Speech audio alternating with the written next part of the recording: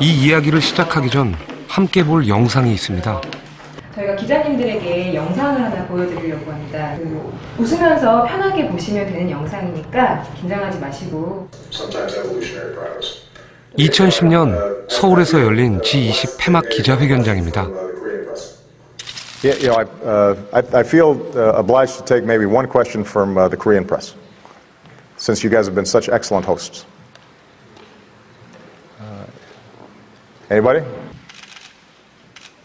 갑자기 오바마 대통령이 한국 기자들에게 질문권을 줍니다. 당황한 걸까요?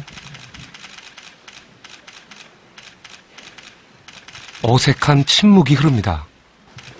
And I'll probably need a translation, though, if you're asking the question in Korean.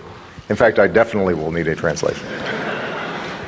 그런데 이때 Unfortunately, I hate to disappoint you, President Obama. I'm actually Chinese, but Well, it's wonderful to I think see. I get to represent the entire Asia. Absolutely. We're one family here in this part of the 한 world. 명의 Well, 기자가 your English is better 일어섰지만 than my Mandarin also, so. 안타깝게도 Yeah, but 한국 now, 기자가 in fairness, 아니었습니다. though, I did say that I was going to let the Korean press ask a question. So I think that you How about you held up will your my hand Korean anyway. friends allow me to ask a question on your behalf? 일이 커집니다. 한국 기자들은 뭘 하고 있는 걸까요? Well, it Yes depends or no? on whether there's a Korean reporter who'd rather have the question. No, no takers. No, no takers. No, no takers.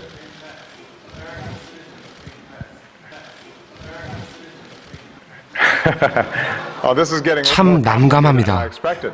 Take quick one question. 결국 from Asian 질문권은 President Obama. 중국 기자에게 넘어갔습니다. 저런 일 있었구나. 그러게요. 저기 기사네. 다 보시고 나시니까 어떠셨어요? 한국 사람들 진짜 질문 안 한다. 뭐 그런 생각. 네. 그래서 질문하는 거면은 내가 부족하다는 거를 뭐 이렇게 남들 앞에서 드러내야 하는 거고 그런 거에 대한 부담, 그래서 몰라도 아는 척. 맞아. 몰라도 아는 척 앉아있고. 다른 기자들이 뭐 저런 질문을 하느냐라고 말은 안 하지만 비아냥거리거나 이렇게 눈치를 주거든요. 기자님이시라면 저 자리에서 질문을 했을 것 같으세요? 안 했을 것 같아요. 제가 뭔가 이렇게 그 분위기를 깨고 먼저 손을 들지는 못했을 것 같아요. 우리한텐 질문도 답인 것 같아요. 그러니까 어떤 상황에서 어디까지 질문이 용인되고 어떤 질문을 할 수 있을까? 그러니까 어떻게 질문하면 잘하는 걸까? 그것조차도 답인 것 같아요. 미국 뉴욕에 있는 유대인 명문 종합대학인 예시바 대학교입니다.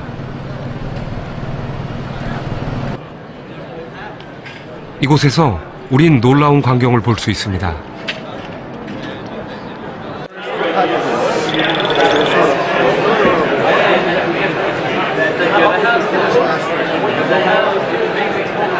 시끄러운 소리로 가득 찬 이 넓은 공간은 다름 아닌 도서관입니다.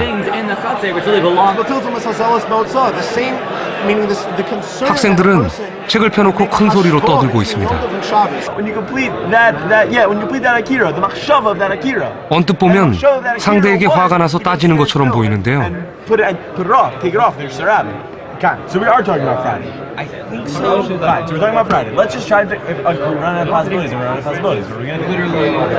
What are you doing? What? What are you doing? What are we doing? We're studying. Talmud. You don't seem studying. You're just arguing. Yeah. So the way that it works is it's a unique learning style.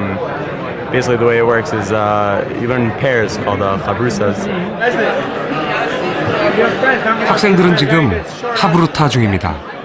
Well, traditionally in the Talmud it means having a study partner. The idea is you learn better that way than if you just learn by yourself. 하브루타는 말하는 공부법입니다. I mean, it's true for everything.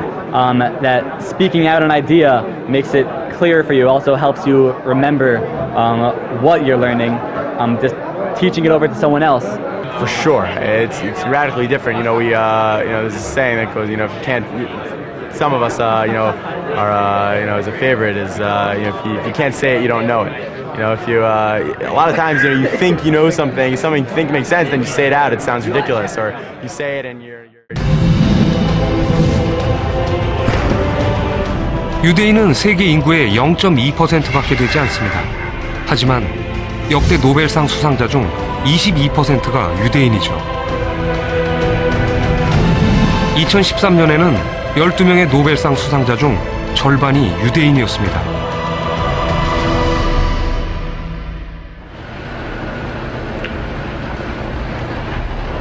유대인이 금융, 경제, 법률 등 모든 분야에서 성공하는 비결. 그 속에 하브루타가 있습니다. 유대인은 탈무드를 소리내 읽는 것으로 공부를 시작합니다. 뉴욕에 있는 유대인 예배당. 토요일 저녁이면 아이들 말소리로 혼이 나갈 만큼 소란스럽죠.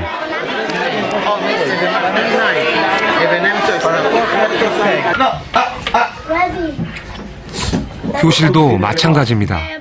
짝을 지어 큰 소리로 책을 읽습니다. 모두 하브루타를 몸에 익히는 과정입니다. I don't think this is only good for Jewish people. I think everyone can learn from it.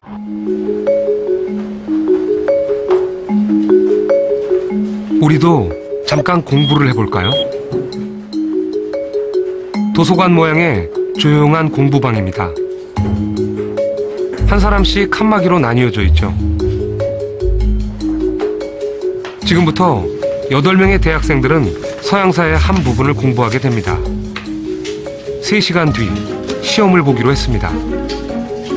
학교 시험도 아닌데 꼼짝 않고 열심히 공부하네.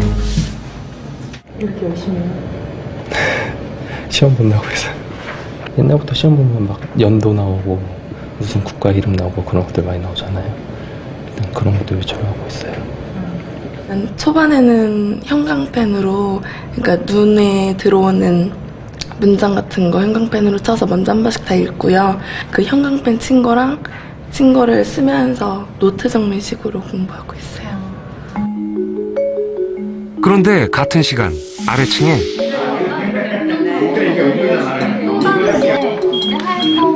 또 하나의 공부방이 있습니다. 말하는 공부방입니다.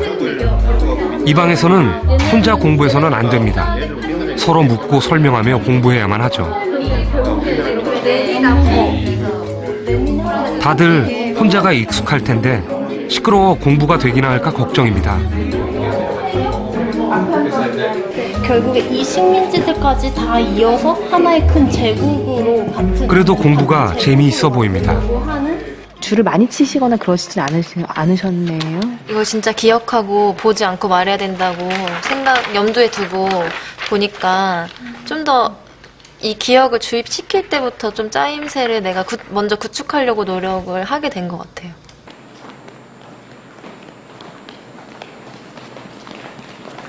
세 시간 뒤 조용한 공부방과 말하는 공부방 학생들이 모두 시험장에 들어섭니다.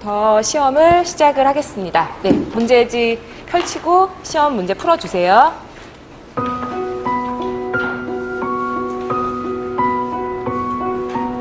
시험 문제는 빈칸을 채우는 단답형 5문제와 수능형 유추문제 5개, 그리고 서술형 5문제입니다. 대학 수학능력 시험 검토위원이 문제를 출제했고 채점을 하게 됩니다.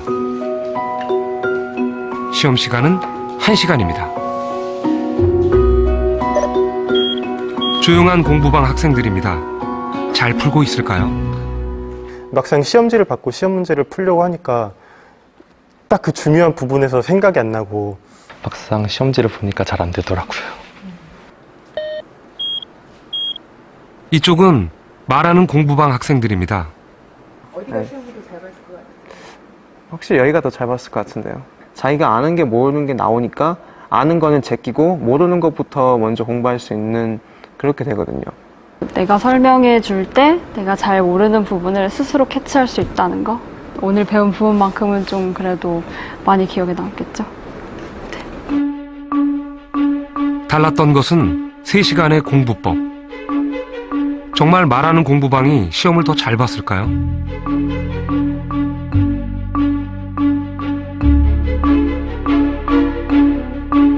결과는 놀라웠습니다. 단답형 점수가 말하는 공부방이 2배나 높습니다. 수능형 문제도 더 높은 점수를 받았고 서술형 역시 말하는 공부방이 2배 가까운 점수입니다. 말하는 공부법엔 어떤 비밀이 숨어 있을까요?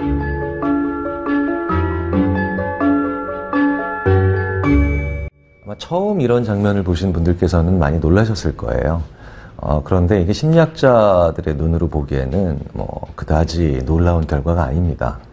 이른바 메타인지라고 하는 것이 있습니다. 우리가 일반적으로 하는 생각들, 이런 걸 인지라고 부릅니다. 그런데 이 인지를 바라보고 있는 또 다른 눈이 있습니다. 이걸 메타인지라고 하죠. 나의 사고 능력을 객관적으로 바라보는 또 하나의 눈, 메타인지.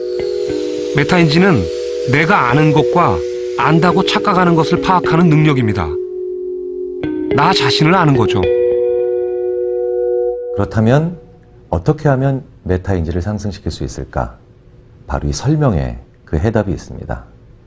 설명을 해보면 내가 아는 것과 모르는 것의 구분이 명확해지고, 그리고 내가 알고 있는 지식들이 인과관계, 즉 원인과 결과의 관계를 그리면서 정리가 됩니다. 뭔가를 말로 설명해보면 압니다. 듣기만 하며 지식을 집어넣는 것과는 달리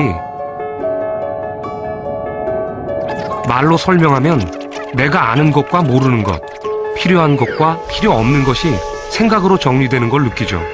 메타인지가 작동하기 때문입니다. 보시죠. 이 학습 피라미드는 공부를 한 다음 24시간 후에 남아있는 비율을 나타낸 것입니다.